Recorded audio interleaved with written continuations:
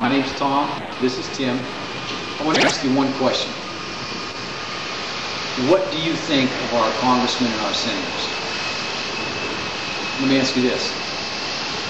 If NASA, the National Aeronautics Space Administration, can put a man on the moon and put a spacecraft on Mars, why are we paying $4 a gallon for gasoline? Why has there not been a refinery in 30 years built in this country? So back to the first question. What's going on in Washington? Honestly, Jim? Not enough. Not enough. But why? Well, the politicians are unfortunately serving themselves. Then they serve their party, right? And then maybe when they get around to us, they finally serve us, but only if it benefits them, their service. The special interest groups have stolen Washington. Yep. They pay money that we can't afford to pay to get votes from congressmen that we can't afford to pay for. Yep. And as a result, the people are the last ones that are taking care of it. There's no question that we can solve the energy problem if we just have a little bit of common sense. These people in Washington are highly educated people. Many of them have law degrees, so they're not stupid. But politics plays a part in that, where they cannot use common sense because they're politically corrupt, paid off by common interest or other people to vote certain specific ways that don't benefit us. It's well said. Listen to this. There are 34,000 registered lobbyists in Washington, D.C. Now we've got 435 members of our House, 100 members in our Senate. That's 535 elected officials. 34,000 lobbyists are at their door. That's an average of like over 63 lobbyists per every single representative. We're in the manufacturing shop for a reason. 3.2 million manufacturing jobs have been lost in this country since 2000. Now here's a word picture. 71,000 people saw the Super Bowl. Okay? Picture that stadium. Now, picture 45 stadiums full of people. They've all lost their jobs. That's how many 3.2 million jobs are. 45 stadiums full of American citizens. They've lost their jobs. 1 in every 6 manufacturing jobs are gone. Here's some more. National debt, $9.5 trillion. $9.5 trillion. That means every baby, every man, woman, and child in this country has a $31,000 debt across their shoulders put on by the Republicans and the Democrats. There's more. That weakens our dollar. How's your 401k doing? Not good. Not good. Not good. Neither's mine. How's your Social Security look? Not good. Neither's mine. Thank you to our Republicans and Democrats who don't have a 401k, nor do they need Social Security, because why? Because they've got the greatest retirement plan in the country. That's right. Once you get elected to Congress, you got a gravy train for the rest of your life. Not you and I. No. But they voted themselves in this sweetheart package. That's right. They have it, and we don't. So that's the way it is. I'd say throw them out. Start a new party. Check this out. The interest on our national debt is $240 billion a year. That's what they pay out of our tax dollars. Here's the insane thing. It's government of the people, by the people, for the people. No, it's government of special interest groups and lobbyists. Now we need to make changes. The interest we pay on our national debt, $240 billion, is the 4th largest expenditure on our national budget, behind defense, Social Security, and Medicare. By the way, we all know Social Security is going bust. Real fast, let's talk about our trade deficit. $700 billion. How'd that happen? Well, one of the problems is all of our manufacturing jobs are now overseas. So if we want anything that's a manufactured product, we have to import it, which means a trade deficit. Everybody laughed at Ross Perot when he ran as a third-party candidate. He said you had giant sucking sound as our jobs if NAFTA's passed.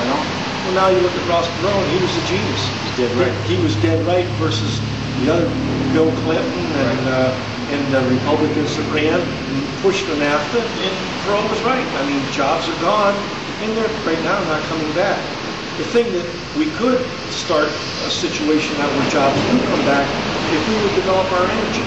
It doesn't make any sense at all that we have all this energy and yet we're going to do done nothing with it and allow all of it to be imported from Saudi Arabia and other people who really don't like us anyway. You know, and our national security is actually at risk because everything's surrounded by oil, and we don't have any of it. We have it, but we refuse to drill for it. You know, everybody will say that makes no sense. It's against common sense. I personally think that we have a lame duck president right now. We have a Congress who's Democrat, and the thing that they want most of all is to have a president that is a Democrat. Yep. And I really think that it's a do-nothing Congress right now, because I think they've taken the position that if we don't do anything right now, people become so disgusted that they will vote a Democrat in as president. And then they'll have a Democratic president and a Democratic Congress, and then maybe something will be done about oil. But in the meantime, people like us are the ones around here suffering. While they play politics, we suffer. And that's the way it always is. Barack Obama has no energy plan. It's 10 years from now. He doesn't want to drill. Well, and that's the other part, this thing of, well, if we start drilling now, we won't get energy for 10 to 20 years. We are the country that built an atomic bomb in 4 or 5 years with the Manhattan Project. Touché. We are the company that put a man on the moon in 4 or 5 years. We did. Right? Yep. I mean, to think that we can't get oil out of our ground for 10 years, that's ludicrous. It's insane. If they set their mind to that, they could have one pumping oil I agree. in 2 or 3 years, and it would benefit us. I mean, you're in business, I'm in business. It's supply and demand. Right on. As soon as they find out that there's going to be more supply, that demand is going to start, you know, the more supply, the price will go down just on the thought of it. Right. Now, and no one wants to rape the environment, ruin the environment, but you have to have, like you said, an energy plan where short term we take care of the people, we meet the people's needs, and long term, rather than do nothing, which they have done for the past 30 years, they develop alternate fuels and other sources of energy that we can use. But that makes perfect sense. I mean, I don't know why anyone would be against that.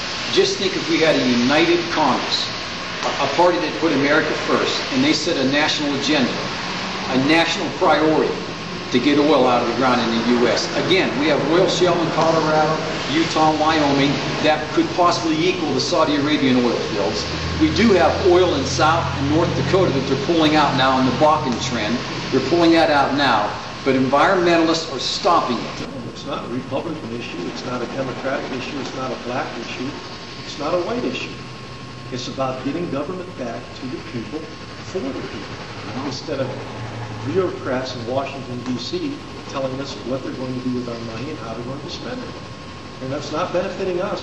I don't think anybody's better off now than they were, you know, a few years ago, especially with gas the way it is. So something needs to be done. It needs to be done now.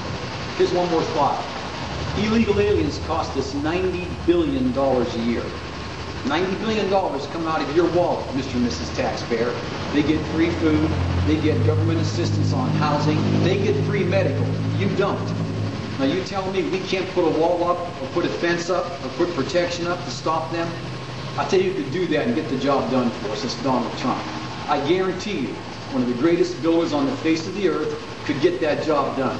Not only that, we could stop hundreds and hundreds of millions of dollars of illegal drugs that come into our country. And what do those illegal drugs do? They ruin the American family. They ruin our children's lives. They break the heart of mothers and fathers. They increase crime. Who pays for crime? You, the taxpayer, because we have to pay for our protection. We have to pay for our police. Who pays for our federal prisons? You, the taxpayer. So you're paying for all these illegals that come over. You're paying for all the drug crime. We've got to stop the drug war. It's been going on for decades and decades and decades. We need to build a wall. We need protection. We need to put America first. So email, blog, call and write, but do something. Tell your neighbors and tell your friends. America first. That's Tom and Tim, and for now, good day.